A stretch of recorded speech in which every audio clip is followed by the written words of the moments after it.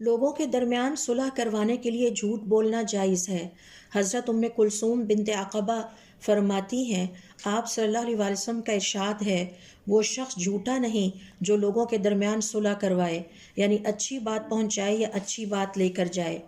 اس کا مطلب یہ ہے کہ ایسا جھوٹ گناہ نہیں بلکہ نیکی اور ثواب کا باعث ہے، کیونکہ اس سے دلوں کی نفرت ختم ہوتی ہے، معاشرتی جھگڑے کم ہوتے ہیں، رشتہ داریاں بچتی ہیں، معاشرے میں محبت بڑھتی ہے، فساد اور لڑائی جھگڑا رک جاتا ہے، شیطان کے وار ٹوٹ جاتے ہیں اور وہ مایوس ہو جاتا ہے، عزتیں بچ جاتی ہیں، خاندان ٹوٹنے اور بکھرنے سے بچ جاتا ہے، سماج میں سکون پیدا ہوتا ہے، کاروباری رشتے بحال ہونے لگتے ہیں، اسلامی بھائی چارے کو فروغ ملتا ہے، ایثار اور قربانی کا جذبہ پیدا ہوتا ہے، زبان کی آفتوں سے بچاؤ پیدا ہوتا ہے، ناراض لوگ آپس میں ایک دوسرے کے قریب آنے لگتے ہیں۔ لہٰذا لوگوں کے درمیان صلح کے لیے جھوٹ بولنا حقیقت میں نیکی ہے، کیونکہ اس کے ذریعے دشمنیاں دوستی میں بدل جاتی ہیں اور دل صاف ہو جاتے ہیں۔